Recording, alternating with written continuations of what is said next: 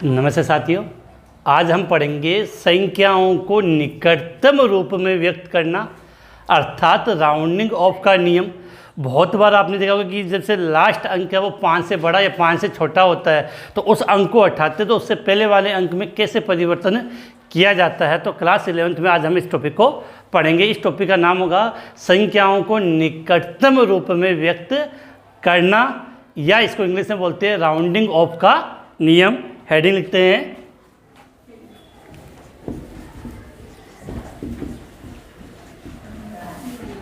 संख्याओं को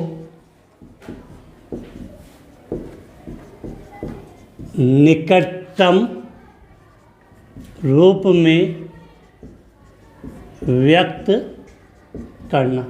क्या लिखा है? संख्याओं को निकटतम रूप में व्यक्त करना, या इंग्लिश में इसको बोलते हैं rounding off rule, rounding off का नियम।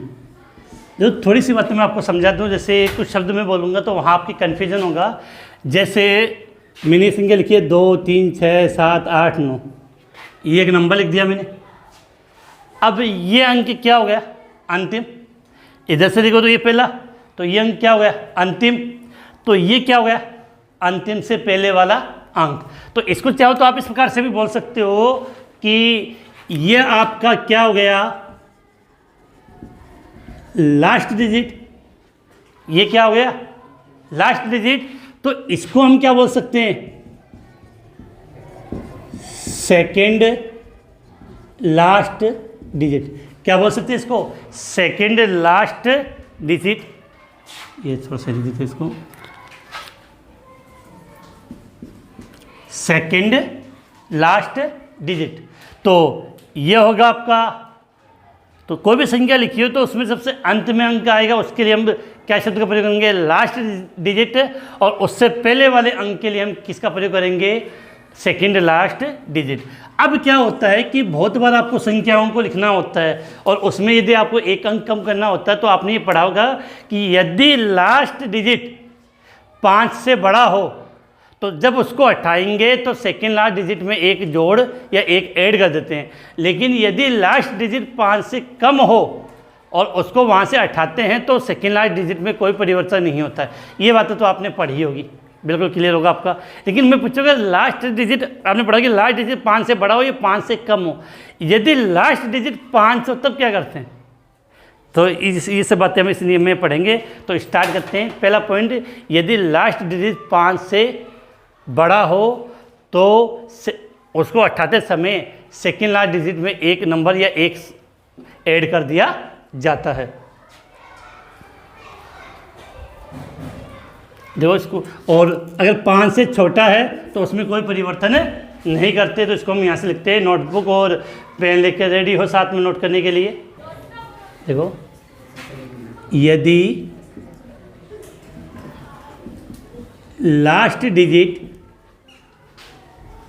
5 से कम हो, क्या लिखा है? लास्ट डिजिट 5 से कम हो तो लास्ट डिजिट को हटाने पर, लास्ट डिजिट को हटाने पर सेकेंड लास्ट डिजिट में कोई परिवर्तन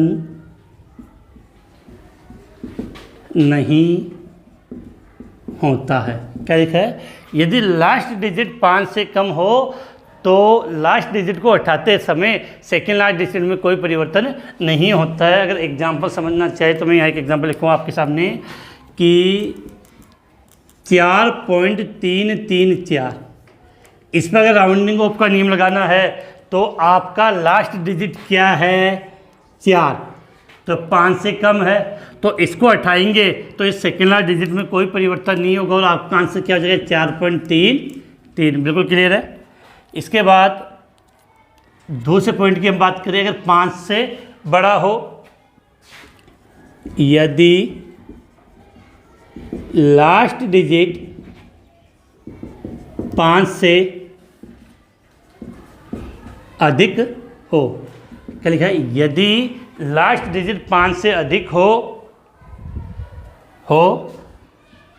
तो लास्ट डिजिट को हटाने पर, लास्ट डिजिट को हटाने पर सेकेंड लास्ट डिजिट में एक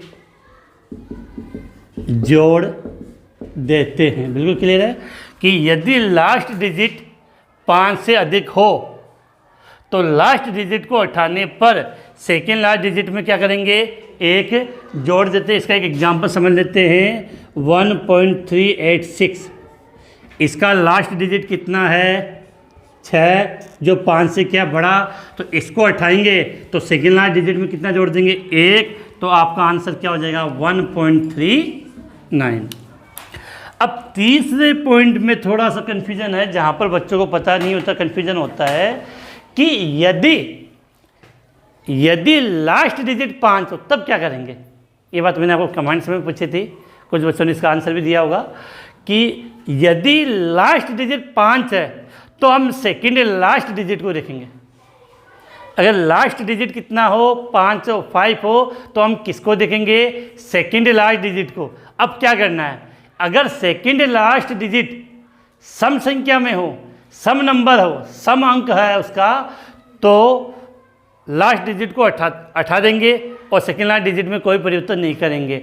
लेकिन यदि सेकेंड लास्ट डिजिट विषम नंबर हो, विषम अंक हो, तो लास्ट डिजिट को हटाने से पहले सेकेंड लास्ट डिजिट में एक जोड़ देते हैं। एक छोटी सी बात थी जो आप नॉर्मली है, देखो लिखते हैं हम, यदि लास्ट डिजिट 5 हो तो हम सेकेंड लास्ट डिजिट को देखते हैं। किसके अनुसार काम होगा, अब सेकेंड लास्ट डिजिट को देखते हैं। इसके अंदर आपको 2 कंडीशन मिल सकती है, यदि सेकेंड लास्ट डिजिट सम हो तो, सेकेंड लास्ट डिजिट सम हो तो लास्ट डिजिट हटाने पर सेकेंड लास्ट डिजिट में कोई परिवर्तन नहीं होता है, कोई परिवर्तन नहीं होता है। क्या लिखा है, कोई परिवर्तन नहीं होता। इसका एग्जाम्पल मैं आपको यहाँ समझा दूँ जो इसलिए आपके आ जाए, कि जैसे मैंने लिखा 6.25, अब इसका लास्ट डिजिट क्या है, 5 है, ना 5 से कम है ना 5 से ज़्यादा, 5 है, तो इसको हटाना है। तो इससे पहले हम सेकेंड डिजिट देखेंगे। अब ये सेकेंड लास्ट डिजिट कौन क्या है, 2 है, इसका मतलब सम नंबर है, सम है, तो सम है तो लास्ट डिजिट को हटाएंगे तो इसमें कोई परिवर्तन नहीं होगा, तो आपका आंसर क्या हो जाएगा 6.2। अब देखो आगे दूसरी बात है, यदि सेकेंड लास्ट डिजिट विषम हो, क्या लिखा है, यदि सेकेंड लास्ट डिजिट विषम हो तो लास्ट डिजिट को हटाने पर, लास्ट डिजिट को हटाने पर सेकेंड लास्ट डिजिट में एक जोड़ देते हैं। क्या करते हैं, एक जोड़ देते हैं। तो ऊपर वाली 2 बातें तो पता थी, तीसरे वाले नियम में थोड़ा कन्फ्यूजन होता है, तो वो बातें अब आपकी क्लियर हो गई है। इसका एग्जाम्पल ले लें, जैसे यहाँ मैंने लिख दिया 6.34, तो लास्ट डिजिट 6.35 लिख दिया। अब लास्ट डिजिट कितना इसका 5 है, तो 5 तो इससे पहले वाला नंबर लिखेंगे तो ये क्या है, विषम है। विषम है तो इसको हटाएंगे तो इसमें कितना जोड़ देंगे, 1, तो इसका आंसर हो जाएगा 6.4। तो उम्मीद है ये बातें बिल्कुल आपके माइंड में बैठ गई होगी और समझने में कोई परेशानी नहीं होगी। बिल्कुल सिंपल सी बातें थी कि यदि लास्ट डिजिट 5 से बड़ा हो तो सेकेंड लास्ट डिजिट को हटाएंगे तो उसमें एक जोड़ देंगे। यदि लास्ट डिजिट 5 से कम हो तो उसको हटाते समय सेकेंड लास्ट डिजिट में कोई परिवर्तन नहीं होता है। लेकिन यदि लास्ट डिजिट कितना हो, 5 हो, तो हम सेकेंड लास्ट डिजिट को लिखेंगे। अगर सेकेंड लास्ट डिजिट सम है तो कोई परिवर्तन नहीं होगा, लास्ट डिजिट को हटा देंगे। लेकिन अगर सेकेंड लास्ट डिजिट विषम है तो जब लास्ट डिजिट को हटाएंगे तो सेकेंड लास्ट डिजिट में 1 जोड़ देंगे। बिल्कुल बात कंसेप्टली समझ में आ गई होगी। आप इसका स्क्रीनशॉट लें। इसके बाद में मैं इसके कुछ एग्जाम्पल है जो अपनी बुक में दे रखे हैं, आपको वो हल करवाता हूँ। स्क्रीनशॉट आपने ले लिया होगा, तो उम्मीद है आपने इसका स्क्रीनशॉट ले लिया। अब देखो इसके बाद इसका एक अपना जो बुक में इसका एग्जाम्पल दे रखा है वो हम हल कर लेते हैं, जिससे अपनी जो प्रैक्टिस है वो अच्छी तरीके से हो जाए। देखो क्वेश्चन आपके सामने लिख रहा हूँ। क्वेश्चन थोड़ा सा घुमा के जो सार्थक अंक से भी रिलेटेड है कि निम्नलिखित को निम्नलिखित को 3 सार्थक अंकों तक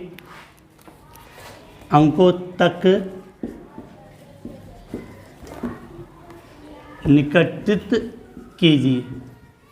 क्या लिखा है, निम्नलिखित को 3 सार्थक अंकों तक निकटित कीजिए। पहला दिया है अपने को 34.216, दूसरा 104107, तीसरा 0.04597 और चौथा 2808। लिख दिया। अब हमें इनका क्या करना है, आंसर। तो पहले 1 मिनट आपके लिए है। अब करना क्या है, देखो यार राउंडिंग ऑफ का नियम लगेगा। राउंडिंग ऑफ का नियम लगा के हमें इस संख्या को इस प्रकार से कन्वर्ट करना है कि उसका सार्थक अंक कितना आ जाए, 3 आ जाए। सार्थक अंक कितना हो जाए, उसका 3 हो जाए। तो 1 मिनट का टाइम है, फटाफट स्पीड से जल्दी से इसको करें। उसके बाद हम बात करें और जिनका हो जाए कि निम्नलिखित को 3 सार्थक अंकों तक निकटित करोगे तो आंसर क्या आएगा वो आप जल्दी से कमेंट्स में बता दें।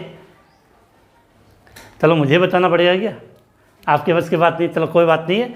चलो मैं इनका आंसर आपको बताता हूँ यहाँ पे। तो हमें यहाँ पे राउंडिंग ऑफ का नियम लगाना है। जो सबसे पहले आपको माइंड में ये क्लियर करना है कि हमें जब इनका आंसर लिखेंगे तो उसमें सार्थक अंक कितने होने चाहिए, 3। अब समझना, इस संख्या में अगर इस संख्या का तो सार्थक अंक कितना होता है, 5 होता है। लेकिन अगर हमें इसको 3 सार्थक अंक तक कन्वर्ट करना तो इस संख्या को हमें यहाँ तक लेना है, 3 अंक तो यहाँ तक है। अब इसको कैसे करेंगे कि पहले मैं 6 को उठाऊँ तो 6 क्या होता है, 5 से बड़ा। तो 5 से अंतिम अंक अगर 5 से बड़ा है तो पहले वाले अंक में कितना जोड़ देंगे, 1। तो संख्या क्या हो जाएगी, 34.22। लेकिन इसका सार्थक अंक कितना होगा, 4। हमें कितने वाले में कन्वर्ट करना, 3 में। तो फिर देखो, अब देखो अंतिम अंक 5 से छोटा है। तो अगर लास्ट डिजिट 5 से कम हो तो सेकेंड लास्ट डिजिट में कोई परिवर्तन नहीं करते। तो इस संख्या को हम क्या लिखेंगे, 34.2। 34.2। अब देख लो इसका सार्थक अंक कितना आएगा, 3। तो इस संख्या को निकटतम रूप में अगर 3 सार्थक अंकों वाले में रिप्रेजेंट करना तो ऐसे लिखेंगे। अब देखो इसकी बात करें, इसके सार्थक अंक को समझते हैं कि 1 2 3 4 5 6। इसका सार्थक अंक 6 होता है। लेकिन हमें कितने सार्थक अंक वाली संख्या चाहिए, 3 वाली। तो सबसे पहले तो लास्ट वाले को उठाओ। लास्ट डिजिट क्या है, 5 से बड़ा। अगर 5 से बड़ा तो इसको उठाएंगे तो इसमें 1 जुड़ जाएगा। तो क्या जाएगा, 10.410 में 1 जोड़ोगे तो 1। लास्ट डिजिट 5 से छोटा, इसको उठाओगे तो सेकेंड लास्ट में कोई परिवर्तन नहीं। तो 10.41। अब इसको भी हटाओगे तो कोई परिवर्तन नहीं होगा, तो आपका राइट आंसर आ जाएगा 10.4। क्या गया? इसके सार्थक अंक कितने हो गए? 3। अब इस संख्या में गौर करते हैं। इस संख्या का सार्थक अंक तो पहले कमेंट में बताओ कितना है। इस संख्या का सार्थक अंक आपको कमेंट से बताना। तो बेटा सबसे पहली बात समझे कि शून्य अंक के बाईं ओर जब शून्य आएगा तो वो सार्थक अंक में काउंट नहीं होता है। तो इसका सार्थक अंक कितना है? 1 2 3 4। तो इस 1 को हटाना भी यहाँ पे, तो इसको जब हटाएंगे तो देखो 7 को हटाएंगे तो 7 5 से बड़ा, तो 1 जुड़ेगा। अब 9 में 1 जुड़ेगा तो कितना हो जाएगा? 10। तो यहाँ आ जाएगा 0 और असल गई 1, तो 1 और 5 6। तो यहाँ समझा देता हूँ मैं आपको। तो 7 को हटाएंगे तो कितने?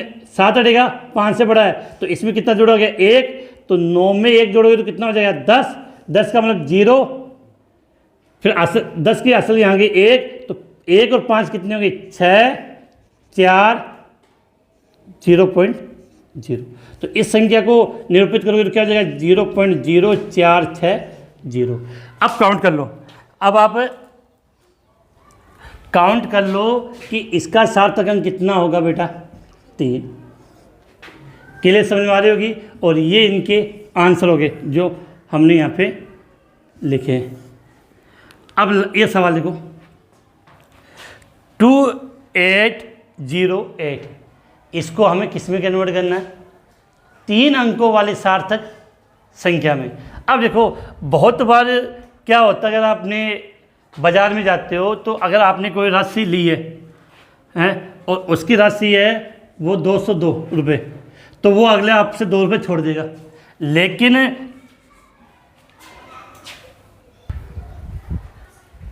तो अब हमें इसको कन्वर्ट करना है।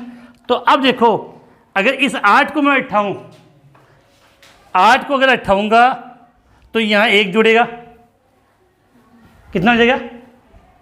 1। लेकिन ये जो राउंडिंग ऑफ का नियम लागू होता है वो दशमलव वाली संख्याओं पे लागू होता है। अगर आपने गौर किया हो तो किस पे लागू होगा? दशमलव वाली संख्याओं पे लागू होगा। ये तो पूर्ण संख्या है। देखो अगर आप यहाँ पर अगर राउंडिंग ऑफ का नियम लगाओगे तो आप क्या करोगे? 2 8 9 को उठाओगे 1 इसमें तो 89। ये संख्या है 289 और ये संख्या है 2808। दिन रात का अंतर आ गया, दिन रात का अंतर आ गया। तो इसको आप देखो, इसमें कोई फर्क नहीं है। 34.216 और 34.2 कोई डिफरेंस नहीं है, नामात्र का आएगा। 10.4107 10.4 तो कोई विशेष अंतर नहीं है। तो राउंडिंग ऑफ तो वहाँ तो लागू। अब यहाँ क्या करें? और सार्थक अंक भी कितने में कन्वर्ट करना है? इसको 3 में। अब मुझे एक बताओ, मेरे पास इसके 2 ऑप्शन होते हैं। ऐसी संख्या को अगर राउंडिंग में लिखना है तो 2 तरीका है। या तो इसको कर दो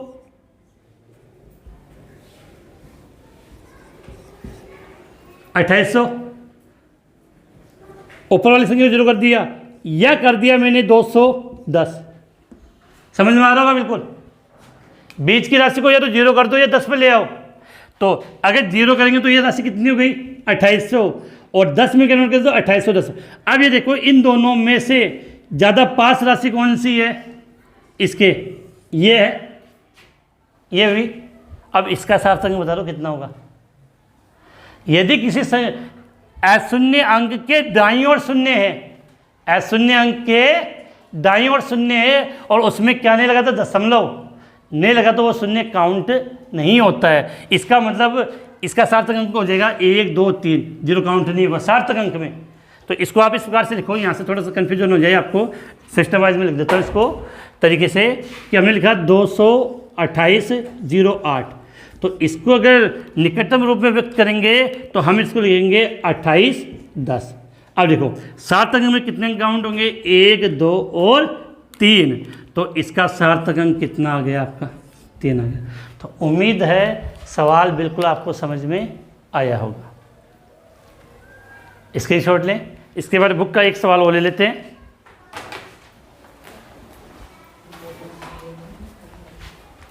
जो साथ साथ में अगर हम सवालों की प्रैक्टिस करते रहते हैं तो ये सवाल काफ़ी होंगे जो अपने हो जाते हैं। और इस बार वाला सवाल तो मैं बिल्कुल इजी ले रहा हूँ, जो आप चुटकियों में हल कर दोगे। मैंने आपको एसआई पद्धति में पूर्व लगन प्रीफिक्स के बारे में बताया था और उनके मान भी क्लास के अंदर याद करवाए थे, तो उसी से रिलेटेड ही सवाल है, इसको मैं मिटा रहा हूँ यहाँ पे। अब देखो यहाँ पे हम बात कर रहे हैं कि सवाल आपके सामने मिलान करने वाला बहुत इजी लगता है आपको। निम्नलिखित, क्या लिखा है, निम्नलिखित पूर्व लग्नों को उनके गुणांकों के साथ, निम्नलिखित पूर्व लग्नों को उनको गुणांकों के साथ मिलाइए। तो इधर मैंने लिख दिया पूर्व लगन, इधर लिख दिया मैंने गुणांक।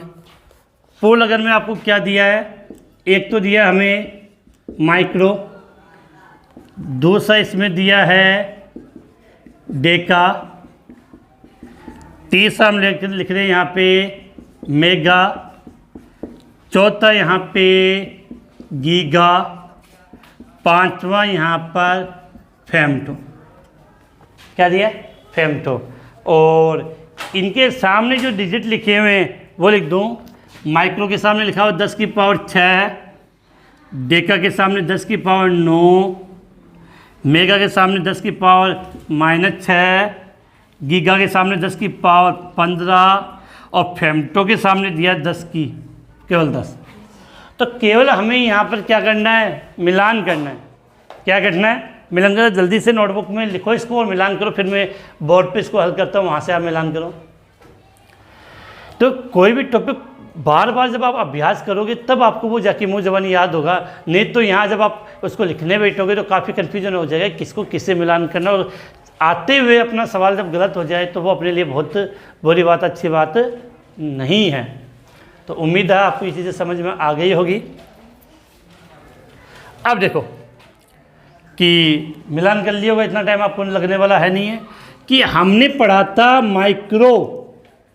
माइक्रो के सम 10 की पावर 6, लेकिन अगर आपको याद हो तो मैंने आपको बताया था कि माइक्रो को हम किससे रिप्रेजेंट करते हैं, म्यू से, म्याऊ से नहीं। किससे रिप्रेजेंट करेंगे, म्यू से। और साफ साफ कहा था इसकी पावर कितनी होती है, 10 की पावर -6। तो -6 वाला कहाँ पे है, ये, तो इसका इससे मिलान कर दिया, इसका इससे मिलान कर दिया, ठीक है। अब बात करते हैं डेका।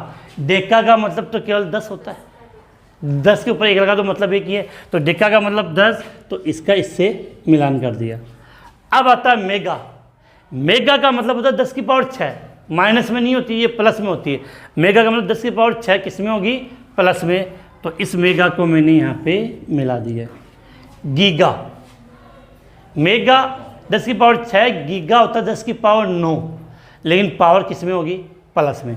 गीगा में पावर किस में होगी, प्लस में, तो 10 की पावर 9 किस में मिला दिया, 10 की पावर 9। अब बात करें फेमटो। क्या करें, फेमटो। फेमटो का मतलब होता है 10 की पावर -15। फेमटो का मतलब होता है 10 की पावर -15। तो ये हमने मिलान कर दिया। इसको आप अपने वाले से मिलान कर लो कि आपके सही कितने हैं और गलत कितने हैं, और उम्मीद होगी कि लगभग आपके सही होंगे। अब इसके बाद देखो 2-3 मुझे याद आ गए, मैं पूछ लेता हूँ, मुझे भी आइडिया लग जाए कि आप लोगों की पढ़ाई कैसी है। एक हम लिखते हैं पिकोमीटर। क्या लिखा, पिकोमीटर। तो पिकोमीटर बराबर कितना होता है, बहुत ज़्यादा काम में आता है, 10 की पावर -12 होती है, 10 की पावर -12।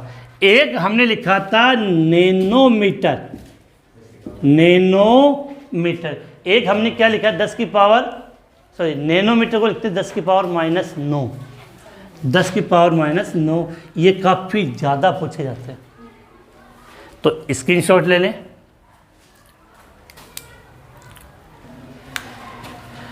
तो स्क्रीनशॉट हो गया। अब हम आगे बात करें कि ये अपने जो टॉपिक हमने 2-3 दिन में जो क्लासों में हमने टॉपिक लिए थे, एक तो आपका था क्या, सार्थक अंक, फिर सार्थक अंक के बाद हमने पढ़ा था वैज्ञानिक संकेतन। वैज्ञानिक संकेतन के बाद हमने पढ़ा था कि सार्थक अंक की गणनाओं से संबंधित था, जोड़ना घटाना बाकी उनसे पढ़ा था। और फिर आज हमने पढ़ लिया राउंडिंग ऑफ का नियम। तो ये तो नॉर्मल आपके कुछ टॉपिक ऐसे थे जो फिजिक्स से रिलेटेड थे, वो अपने हो गए। अब कल से जो अपनी जो क्लास होगी उसके अंदर हम पढ़ेंगे रासायनिक संयोजन के नियम। रासायनिक संयोजन के नियम तो उनमें से जैसे आपने नाम सुना होगा द्रव्यमान संरक्षण का नियम। इसके बाद हम बात करें स्थिर अनुपात का नियम, गुणित अनुपात का नियम, व्युत्क्रम अनुपात का नियम, गैलो-सेक का आयतन संबंधी नियम, आवोगाद्रो नियम और डाल्टन का परमाणु सिद्धांत। ये कम से कम 7-8 सिद्धांत है जो हम कोशिश करेंगे कि अपनी 1 या 2 क्लास में कंप्लीट हो जाए। और सबसे विशेष बात कि बेटा कंटिन्यू पढ़ोगे तब जाके केमिस्ट्री याद होगी, अन्यथा ये 11th है ऐसे ही मौज मस्ती में निकल जाएगी। और जब 12th में पढ़ना स्टार्ट करोगे तब समझ में आएगी कि अब तो केमिस्ट्री बिल्कुल समझ में नहीं आती। और ये काफ़ी बार देखा गया कि 11th से काफ़ी बच्चे जैसे 12th में जाते हैं वो आर्ट्स में अपना सब्जेक्ट चेंज कर लेते हैं। तो सीधी बात है कि बिना मेहनत के कुछ भी नहीं मिलता है, मेहनत करोगे तभी आपको सफलता मिलेगी। इसी के साथ ये आज की क्लास समाप्त होती है। जय हिंद, जय भारत।